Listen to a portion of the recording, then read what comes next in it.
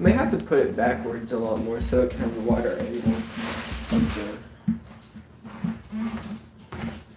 There we go. I think that'd be good. They can see us sat in here.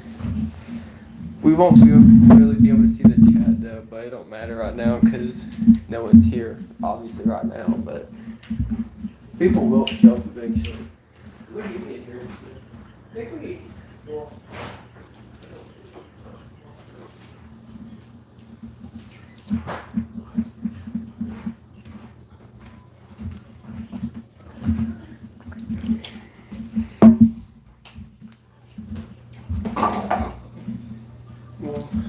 because I'll put it closer so I can see the chat if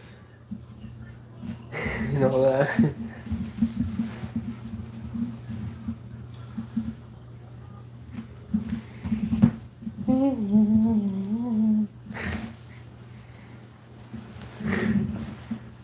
But yeah, we don't have to start until people show up, so. Yeah.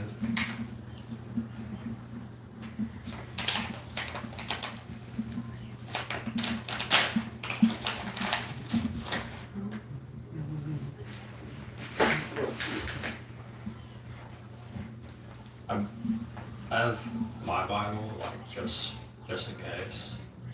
Yeah. That's not a problem.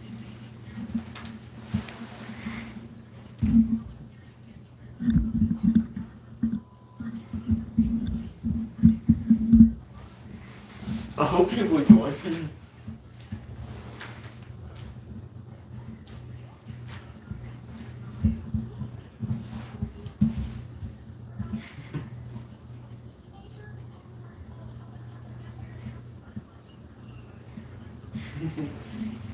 If not, I can always do it on my second channel.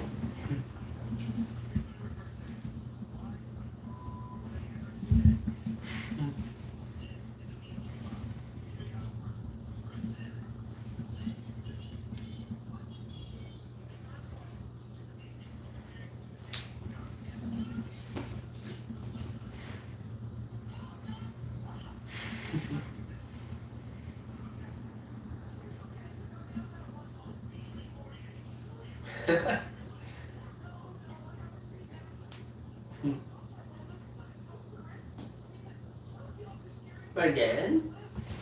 What is that door shut?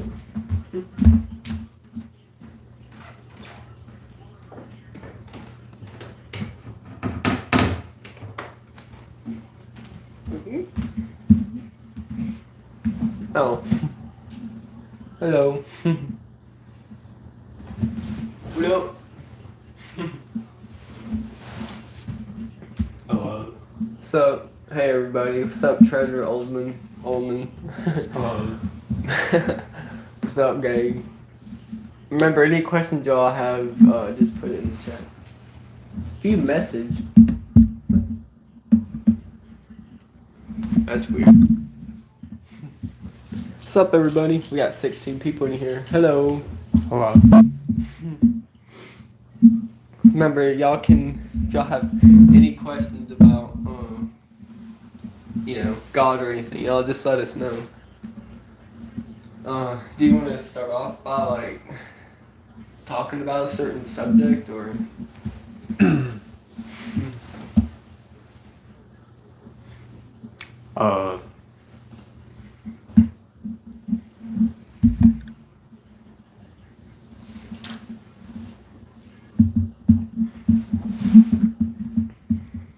What's up, guys? Hey, Make America Great Again. What the hell? Bruh. What do you want to talk about? Make America straight. Yeah, no, I don't know.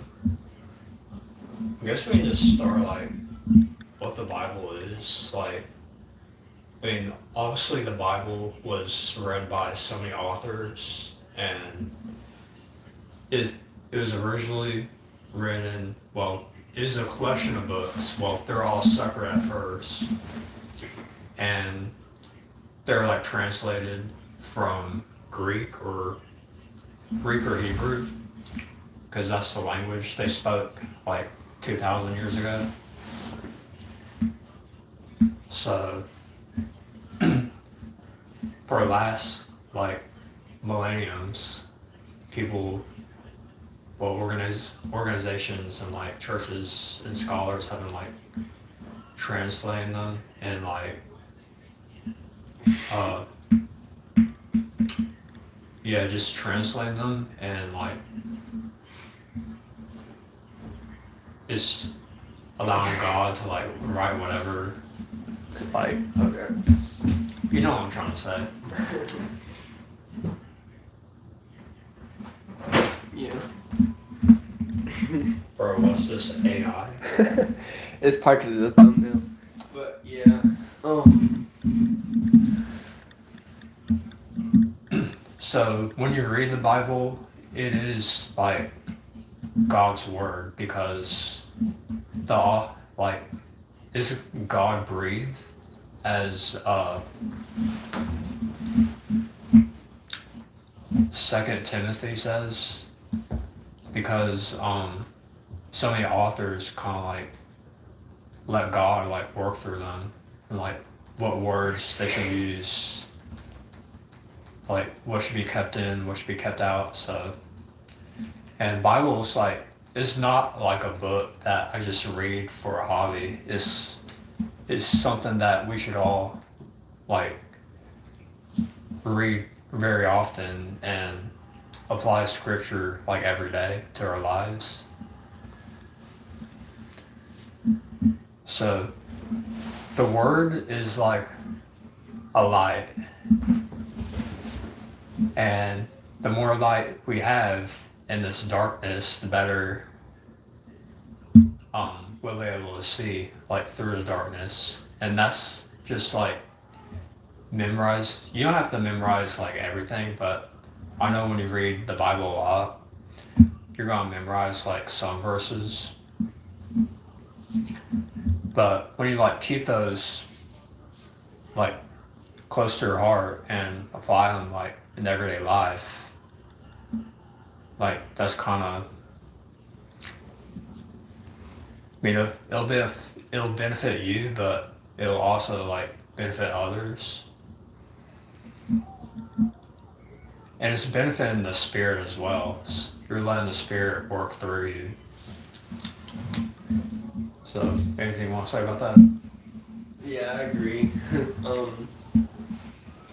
I didn't start reading it until probably, well, I can just hold it, I guess. I didn't start reading it until like just one day I randomly started reading it, and I watched this one guy named Cliff Connectly. I don't know if y'all know who he is, probably not, but I started watching him and everything, and he started answering a lot of my questions I had about the Bible and stuff. And I just started reading it eventually. And one day I was just like, just like reading it and stuff. And it helped me understand, who God is and, what his plan is for everybody. Because, I used to struggle with that, just about like not knowing what he has planned for me, or worrying about how do you get to heaven, which I'm pretty sure that's everybody's worry. But if you're good enough to get into heaven, you just got to read the Bible. It'll help you understand like who God is, and like it'll let you know that he's not gonna screw you over when it's time for judgment day, and so I guess if you ever have a problem or you're worried about something, you can just read the Bible, and most likely it'll answer your question. So, I mean, I never really read it. I mean, I did read it, but, I probably didn't remember a lot of the stuff because I have, like, bad memory, but that's why you got to read it a lot more often to understand certain things. But, it helped me understand a lot of stuff, even though if it was, like, talked in a different way, I guess, or, like, he says it in a different way. But yeah, and people still say that, how you gonna trust something that was passed down from that far ago or that long ago. It's like you never met Abraham Lincoln. Yeah, you see videos about him and you know he lived. Same thing with Jesus. You never, just because you never seen Jesus or you never met him, don't mean he's not real, you know, or he never lived. And the stuff that other people say, like, how you gonna trust someone that said he died and he rose from the dead? Well, it's like, well, how you gonna trust someone when they say that Abraham Lincoln was president? You know, you never seen him yourself, and you never touched him, but you know he was real. You know, that's how you gotta kind of look at Jesus. Like, if you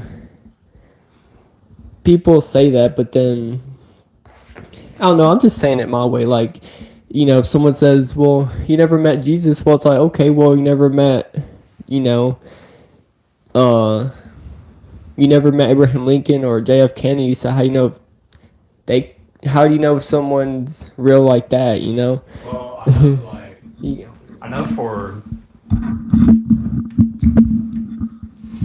I know for those people, I mean, they did exist, like Abraham Lincoln. I mean, there's photographs of him, and I mean, we know he existed, and um, we know like Jesus existed because there's obviously like a lot of historical evidence, but also through the Gospels and people's stories. So is faith is just believing what you don't see, and we don't see with our eyes or ears. We just see with faith. And someone said, "Hello." Hello. We're talking about Christianity, like the Bible and God, and just a bunch of topics around that. And you're free to ask any question. I'm most likely What's up, gonna bro? be knowledgeable to answer it. Hey, what's up? What's up, bro?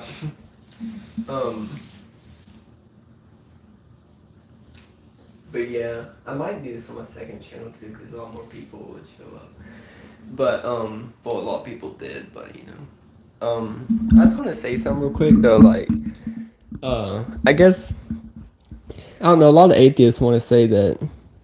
I'll just answer some questions that you know I've some atheists have asked, like, why does God? I guess we can start with just. I guess I'll ask you the question, and then you can just you know. So, probably the main question is why does God allow suffering and you know death and stuff?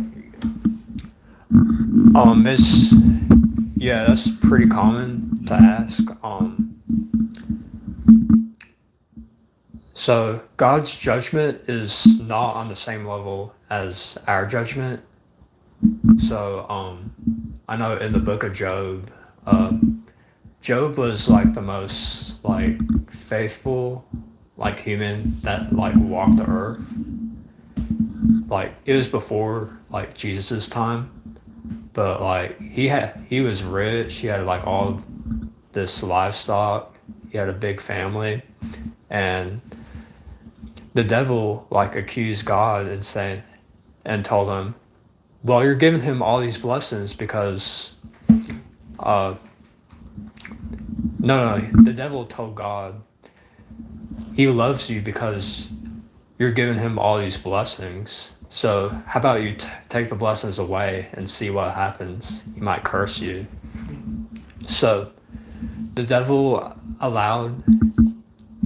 God allowed it to happen, and his family died. All of his cattle died, and Job had like bunch of diseases, and he still kept faithful. It kind of broke him, but he didn't like curse God. And then God eventually had to step in because Job was like, he was like exhausting himself with asking all these questions, and then God just stepped in Like, you don't need to worry about these questions. That's my power. That's my authority. You're too. You are too small to understand, respectfully. But some things are left that are hidden, and um, a lot of reason behind our suffering we can't really comprehend. A lot of it's like in the spiritual realm. So God had to send his son, Jesus Christ, to earth to prove something as well, so he could answer. He could be on the same level as us because Jesus is God and he suffered. He suffered like as we suffer. So does that kind of make sense? Yeah. God's answer to the question was he sent his son down to earth. So he could suffer. He knows, like, when Jesus suffered, God felt like human suffering. So he understands perfectly, and you also already know, like, he sent Jesus to atone for our sins. So if you believe in what Jesus did and his message, what he died for, and it like improves, not like improves, but like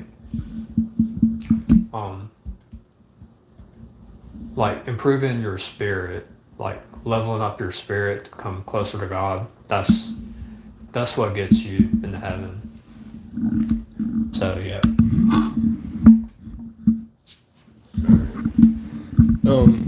So I guess my take on it is like, I guess I'll just answer it too, but I guess my take is like, because I asked my cousin this one time, because I just was curious about what she would say, and I guess she asked the same question. I just said that, it's kind of like if, God, that it's kind of like if, say if I was just like walking outside and, you know, this person was like speeding down the road, that was their choice to speed down the road, like their free will. And if I got hit, or if before I got hit, God stepped in and, stopped that person from hitting me or something like that, then, we wouldn't really have free will, because he would have stopped that guy from, choosing to speed down the road.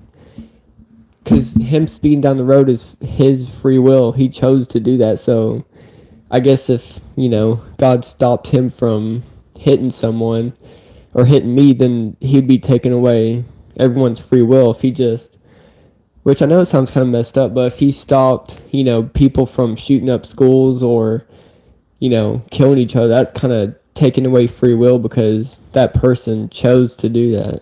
So if he stopped everyone from, doing all these crimes or doing all these bad things, then you're kind of taking away free will, because us sinning is basically a crime. So if he stopped everyone from making their own choices and stuff, then you wouldn't have free will. So that's how I see it, like, Yeah, you're right about that. yeah. So like I said, if he stops someone from doing something, then you don't have free will. So he kind of has to let it happen, because he gave us free will, even if it causes suffering. I mean, we kind of put suffering on ourselves, because we rebelled against God. So we really did it to ourselves, because he told them not to eat the apple, and they did that. AK we did that, so we actually put that on ourselves. And so us committing that sin, that put us in a you're born into an unfair world. So if you stopped everyone, you know, sinning and stuff, then even though it would be a good thing, you're still taking away free will because you can't sin, if that makes any sense. But another question that people uh ask, I guess, is like atheists is so that one of them was about suffering. What was the other one?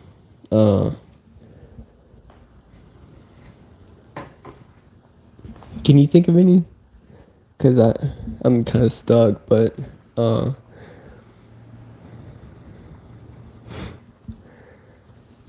You kind of already said why humans sin. yeah. Um, Oh, one other question is like, why doesn't God just come down here and show that He's real? You know, like if I were to say, "Hey God, can if I won't believe in you unless you show yourself right now," and a lot of atheists do. They'll be like, "Well, if God's real, then why doesn't He show Himself and prove that He's real?" Well, He kind of already did that with Jesus, but and then they'd be like, "Well, you know, I never met Jesus, so how do I know He's real?" So I guess if I was an atheist and I guess I would ask, you know, if God is real, then why doesn't He just show Himself?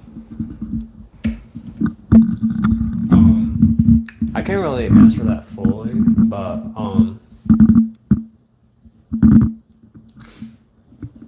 I mean, God works through us, and that's enough evidence to show that He's present.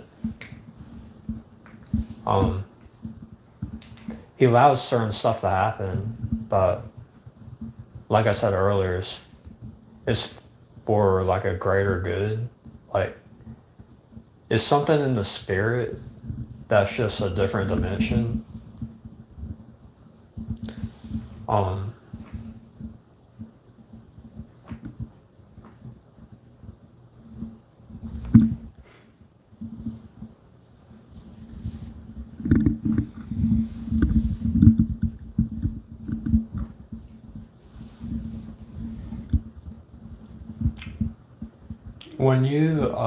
when you're nice, when you help others, you give to others,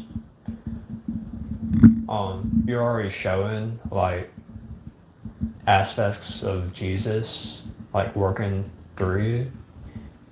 Even if you don't call yourself like a Christian, um, that's really what's going on, and that's enough evidence to show like God's present with you. And again, anything in your life like that that's like a gift, that's considered a gift to you. Like if you have a good job, or you have this hobby that you really like, or um,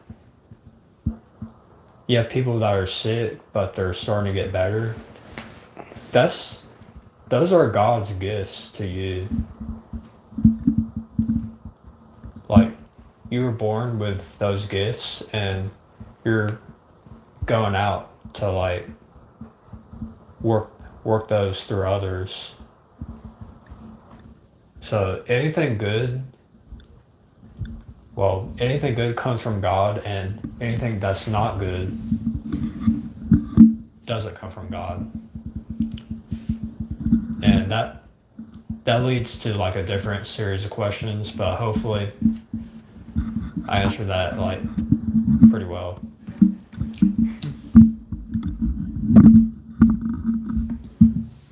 Yeah. Oh, yeah. I guess I don't think I really have any questions that I haven't already had asked. Yeah.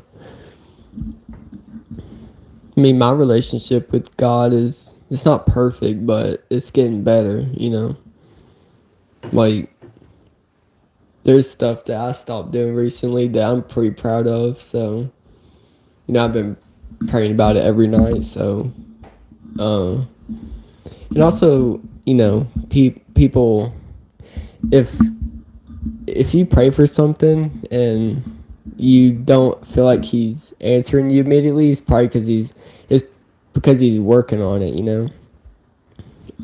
He's not going to answer you immediately unless, I mean, sometimes he does, but it's not going to be, he has his own reasons of either waiting to show you something or give you something, or to not give you something, because, you know, I want 10,000 subs and stuff, but, you know, if it's not time for me to have that yet, then I'm not going to get it, you know, or something more serious like a girlfriend.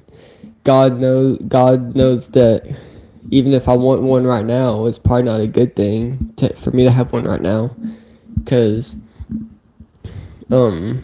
he's still working on me, and I think I've gotten better at realizing that, like, yeah, I know I want a girlfriend and everything, but I'd rather have God give me that right person other than the devil, you know, because I've already seen my sister kind of go through that. Like, she wanted a boyfriend really bad, and the first boyfriend she got basically, you know, treated her like, well, I'm not gonna cuss, but treated her like crap. So, and now now I'm my uncle, and she has a baby with my brother-in-law. So, if you want a relationship and you rush it and you don't let God, you know, guide you through life and certain things, and you rush a relationship, then he's not going to be the one giving you that relationship. It's going to be the devil, and it's not going to end well. So I think I realized that, yeah, as bad as I want a girlfriend and as bad as I want a relationship, God knows if I'm not ready for one yet, or if I'm not prepared for one. He's not going to do that to me, you know. He's not going to do that to anybody. So I'm pretty content with that, you know, because obviously God knows best. So if I'm not going to get a girlfriend until I'm, like, you know, 32, then that's perfectly fine, because anything that comes from God is going to be good. So I'm okay with waiting. But just, I guess, like I said, you know, God's not going to answer you immediately. If you feel like I said, if you feel like he's not answering you immediately, that's because he's working on it, you know. Like, he has timings for everything. Everything is from the point when you're born. His what am I trying to say? Like, like, ever since, from the point when you're born to the point from when you're born, his timeline of events that's supposed to happen for you start to happen. So, and it's not going to be immediate, like I said, but, you know, the point from when you're born, everything happens for a reason. Like, he has your life planned for you. He Yeah. knows what actions you're going to do before you do. He knows what thoughts you think of before you speak them. Yeah.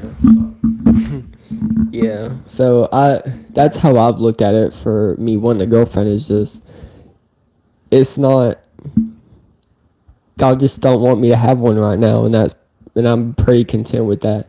I used not to be, but now, you know, since I have a niece, you know, all my love is going to her, so maybe God wants me to, you know, just focus on myself and build me as a person before I can be ready for a relationship. But yeah, so I guess if I were to ask you, like, what's something that you realize something like that, like, you know, have you realized something you really wanted, but you know that God's, like, making you wait for it, I guess? Yeah, like, I understand that. Also, someone in the stream I don't know who that person is, but they said, "Hey, what's up?" Oh, what's up? I know who that is. Hey, what's up, bro? Yeah, I know who that is. He's from, he's, and ignore this, ignore the, you know, the silly people. Yeah. But, because people are going to watch this later, so, you know, just act like it's a Yeah. video, I guess. So. So, prayer is not like a wish list. Like, oh, God's so powerful, He can surely give me this. Prayer is just your relationship with God. Like, even though He knows your thoughts before you speak them, like, this is how you have a relationship. It's like how a child needs to talk to the parents about what's going on, or else the parent isn't really going to know, and the child won't be able to like express himself clearly to his or her parents. So when you pray, you you have to be as sincere as you can, even when you're, and you can just pray about anything, and you can talk to God at any time of the day, like when you're commuting to work or when you're at work. And it doesn't always have to be like when you feel bad, like it can be when you feel great as well. And you can be very thankful for something that has already happened today, and for what He gave us and gave you. And when you say His name, like He hears you perfectly clear, even when you don't get like the right words, or if you like stutter or pause a lot in your prayer. I mean, that's okay with Him, because He totally understands that, and He knows what's best for you. And prayer is also not trying to make God move, it's trying to make God move through you so you can move. And I tell you, like, that's been happening like ever since I found Him. Like, He's been moving through me a lot. Like, I mean, my habits have changed. I know I'm out of school, so I'm not like super stressed out right now, but I'm not as stressed as I was since I was in school, if that makes any sense. So, yeah, if you put God over, I mean, you should put God over every other relationship, not to like compare, contrast, just if you focus on like something like a friend relationship or a husband or wife, or it could be video games or like drugs. If you put those over God, that's considered sinful, because those things are idols, which are basically like false gods. And in the Bible, like people are worshiping like other gods. They're just like praying down to these statues of other gods. And you kind of think that's silly in today's terms, but I mean, what are the other gods we have today? Like social media, like a bunch of stuff on TV, like movies. Those are like false gods, like idols. So whatever type of relationship you have, just know like your relationship with God is like the first priority. So, anything else you want to say? Yeah, I agree with that. 35. Yeah. Uh, I guess I don't know. I can't really think of anything right now, but um,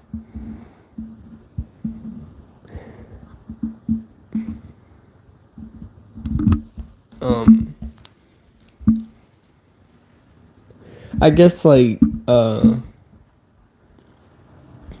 I guess the main thing is like, how do you know if you're getting into heaven? You know, like, because some people say it's not based on your works, but then people say, well, if you do believe in God, then oh, they can't really see me. Oops. You know, if you do believe in God, then it'll show through what you do. But it's like, I mean, you can't just believe in Jesus and go to heaven, right? Like, I still struggle with that. Like, I don't know if I'm gonna go to heaven or not, you know? So I guess, like, how would you answer that? Well, God looks at your heart. Like, if the works that you're doing, like, if you're doing those with faith, like, that's wonderful. Like, if you're at work, you're in a good mood and you're helping people because you believe that, like, it's the right thing. I mean, that's faith. You're doing good works with faith, and that's what it's either the book of James or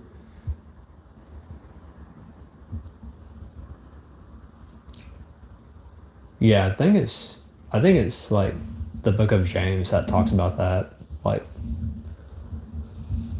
works without faith is pretty much like uh when I was like faith without good works is pretty much like dead faith. Yeah. So you still, like, you can believe all you want, you still have to, like, go out and do something. Go out, and if you want something, like, you can have it, and just, like, let God work through you. Um, is that what does that answer your question? Yeah. Yeah, like, I don't know. I just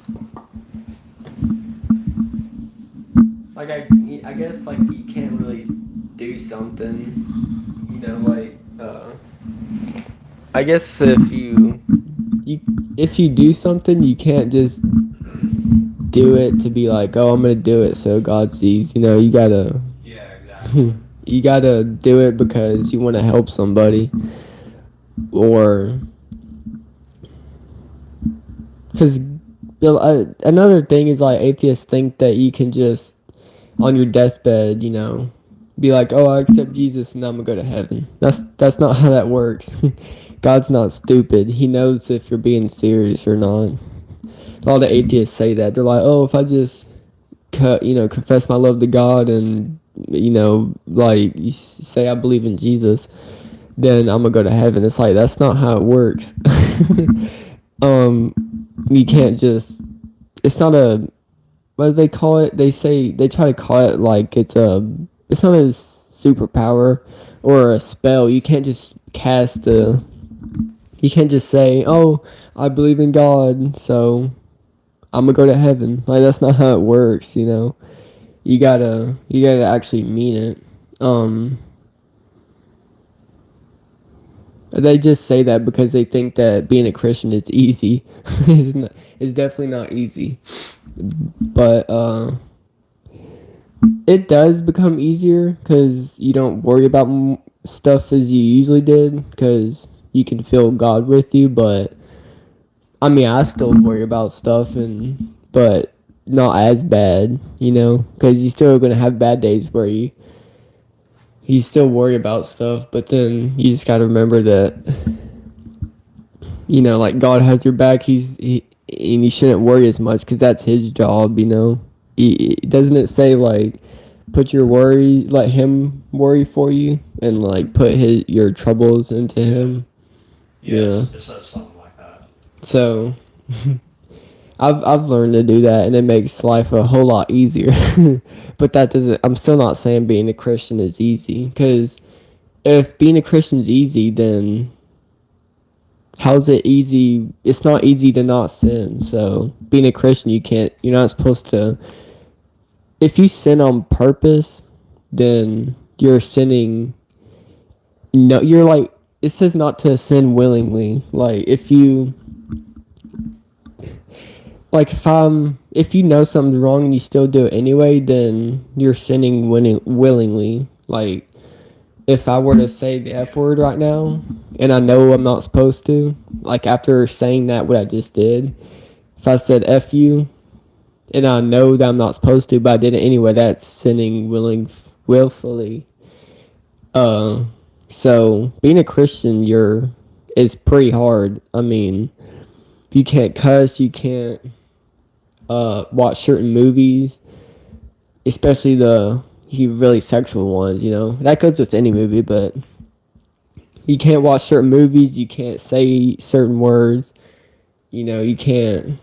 It's pretty limiting. So the fact that people think it's easy, it's really not, because you're basically switching your brain to be like, if you cuss a lot, your brain's going to automatically go to saying a cuss word. So you got to rewire your brain to not say those words anymore, and it's not easy. Or if you watch porn, or if you know, switching your brain to stop watching that is not easy. trust me, I know. But so people that say being a Christian is easy, it's definitely not. You got to rewire your whole brain and your body to not do certain things that your brain's just automatically like, oh, I'm having a bad day, let me watch porn.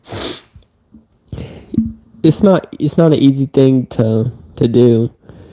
And people think that to be a Christian you have to be perfect. That's not true either.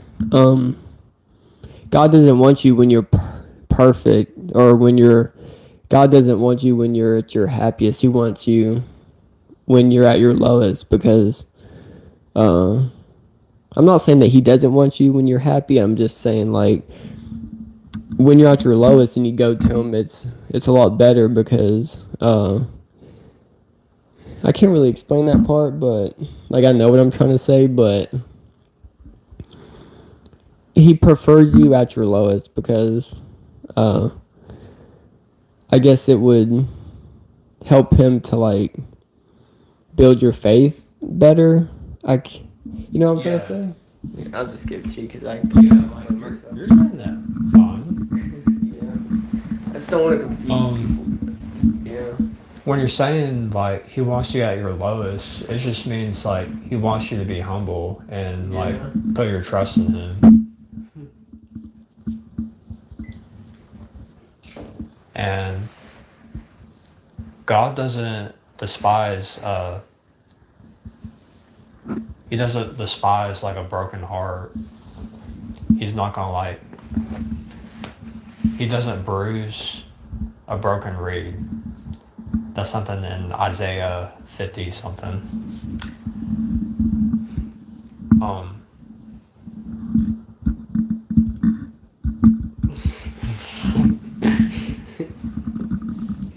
Yeah. Like he looks at your heart, like he looks when you're trying to be honest, and most important thing. Yeah. Well, I think I'm gonna go ahead and end it here. But you have anything more you want to add? No. No. All right. Well, hope you guys enjoyed today's live stream and stuff. Hope y'all come and visit me more often in my videos and stuff, and join these type of live streams when we talk about God, because I'm gonna try and do them a lot more often. I just I don't know. I don't really have any excuses, but Yeah, I wish someone had like a specific question out there. Yeah. So oh well. Yeah, maybe I can, like I said, I just gotta stream more often, but, yeah, hope you guys enjoyed, and, we'll see y'all later. Bye.